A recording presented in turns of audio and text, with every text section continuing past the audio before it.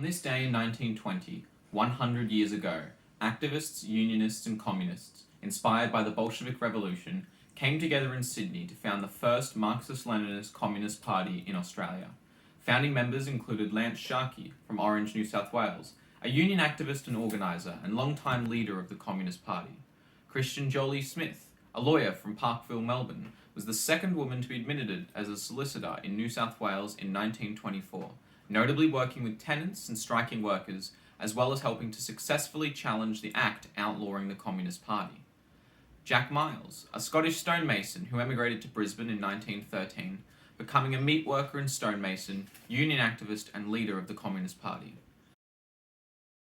Catherine Susanna Pritchard, a renowned author who left a legacy of authorship, organised aid for the Spanish Republic, founded many women's groups and organised the unemployed.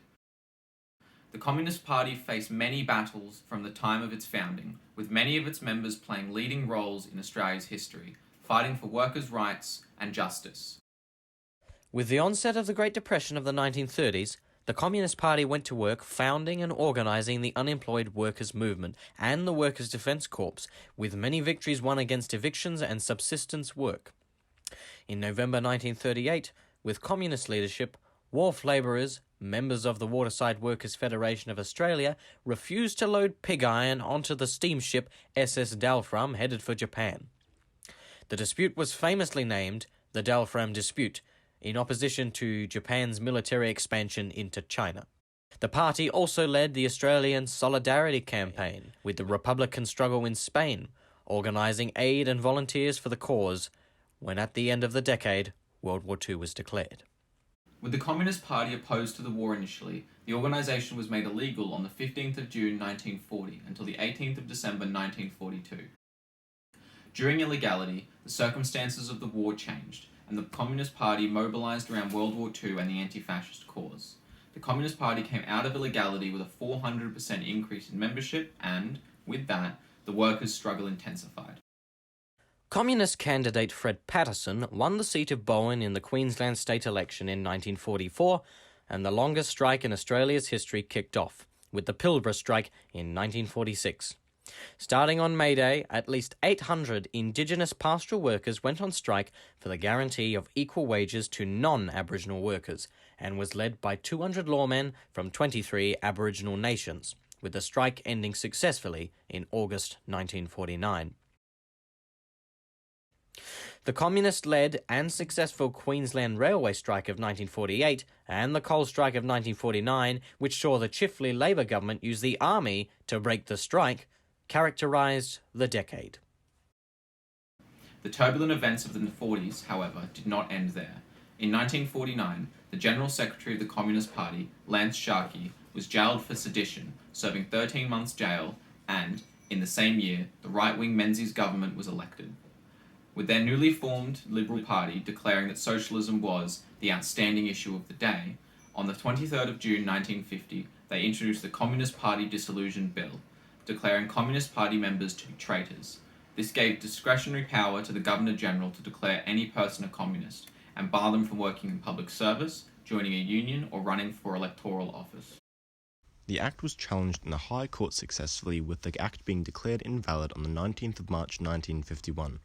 A referendum was called on the 23rd of August 1951, which sought to insert a clause into the Constitution that empowered the Federal Parliament to make laws regarding communism and communists.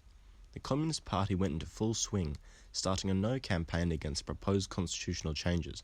The referendum was held on the 22nd of September 1951, with the results coming in with a narrow win of 50.56% of no votes.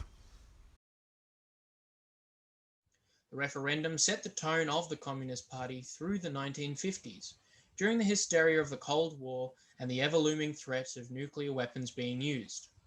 The Communist Party was pushed into a defensive position, shifting its focus towards peace and disarmament with the founding of the National Organisation of People for Nuclear Disarmament, PND. The international campaigns were extensive, including the Stockholm Appeal, an international campaign to gather signatures appealing for a peace pact, as well as the campaigns against nuclear bomb testing in regional Australia that disproportionately affected the Indigenous people of Australia. changes in the Soviet Union's policies and leadership, as well as the counter-revolutionary uprising in Hungary, greatly affected the party's political activity and membership. With the peace movement growing from strength to strength into the 1960s, the Communist Party organised the growing anti-Vietnam War movement and campaigning against conscription. However, the 1960s was a negative decade for the communist movement in Australia, with growing discontent and disagreements in the international communist movement. The contradictions were greatly felt at home and saw the first major split in the communist movement in Australia in 1964, with pro-China members of the Communist Party leaving to form the Communist Party of Australia, Marxist-Leninist. With long-time General Secretary of the Communist Party, Lance Sharkey, stepping down from his position shortly after in 1965, the Communist Party was overtaken by opportunists and admirers of the then-new Euro-Communist movement. The new General Secretary of the Communist Party, Laurie Ahrens, placed the party on an anti-Marxist-Leninist path, dismantling the many workplace branches and increasing its opposition to the Soviet Union. The party began moving away from Leninist structures and democratic centralism and promoted the party as one for a united left. Shortly after, they moved away from Marxism completely, laying the foundations for the liquidation of the party. With growing internal opposition to the Communist Party's diversion from Marxism-Leninism, dissenting members of the Communist Party were either systematically kicked out of the organisation or left the organisation voluntarily. This led to the formation of the Socialist Party of Australia in 1971, led by many prominent ex-members of the CPA, including Peter Simon, Pat Clancy, Jack Henry, Alan Miller, and Jack McPhillips. The newly founded party was hampered with internal contradictions from its founding, however, originating in factions around leading founding members, which stifled unity within the organisation. To resolve the factional tug-of-war for leadership of the newly formed SPA, Peter Simon was elected as its General Secretary as a compromise. Simon led the party until his death in 2008. Founding members and leaders of the new SPA, such as Bill Brown and Pat Clancy, were eventually expelled in the 1980s for their right-wing deviations, including their support, in practice, for the Hawke government's Prices and Incomes Accord. Meanwhile, as the Euro-Communist CPA moved further and further away from working-class organising, the dissolution of the Soviet Union in 1991 led to the original Communist Party of Australia dissolving with it. Some members went on to create the New Left Party. This new party was intended to be a broad grouping of progressives. However, as a result of their disorganisation and ideological confusion, the new party folded. The following year, the Search Foundation was established.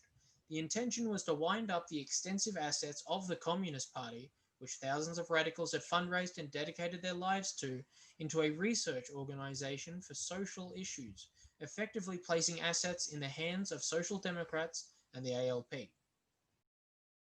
After the dissolution of the CPA in 1991, the Socialist Party of Australia changed name to the Communist Party of Australia as of its 8th Congress in 1996, believing it was the true inheritor of the party's founding principles. The SPA, now CPA, strived at its founding to combat the anti-Marxist-Leninist trend of the CPA at the time by focusing on ideological education and workplace organising. Unfortunately, they also adopted and continued the main feature of its predecessor's liquidationist path. They adopted part of the CPA's program, such as the Australian Road to Socialism, which advocated a united front with left and progressive forces. This led it back to very unequal coalitions and alliances with Social Democrats and progressives. Inactivity and ideological inconsistency permeated the organisation at the dawn of the new millennium, leading to a further depletion of membership of the organisation. After an unsuccessful internal struggle by party members to activate the party, leading members of the CPA, including General Secretary Bob Britton, resigned and shortly after went on to found the Australian Communist Party in 2019. At its founding, the new party's mostly young membership aimed to reinvigorate the communist movement in Australia with its leading mutual aid and solidarity work, inspired by the Communist Party's work with the unemployed and its union campaigns.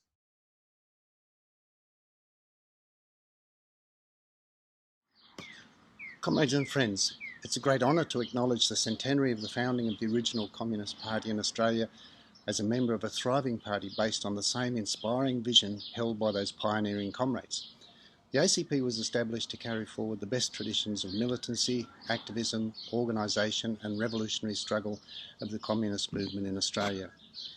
In its first year of activity, the ACP has built an enviable reputation for ideological consistency and practical solidarity. For example, the party-affiliated Community Union Defence League now organises 7 street kitchens for the homeless in 5 Australian state capitals.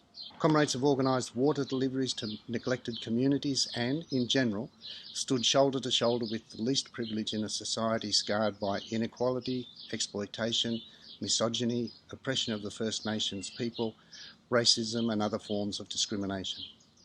The party has resisted fascism and supported workers' struggles to the best of its ability. It's got plans to increase its capacity to lead this work and to inject a spirit of resistance and revolution into these struggles. We take the opportunity presented by the centenary of the movement to deepen our study of the tactics of comrades of times gone by, adapt them to the current era, and strike out in new, innovative ways. We encourage everybody taking an interest in the history of the communist movement to review it in this spirit.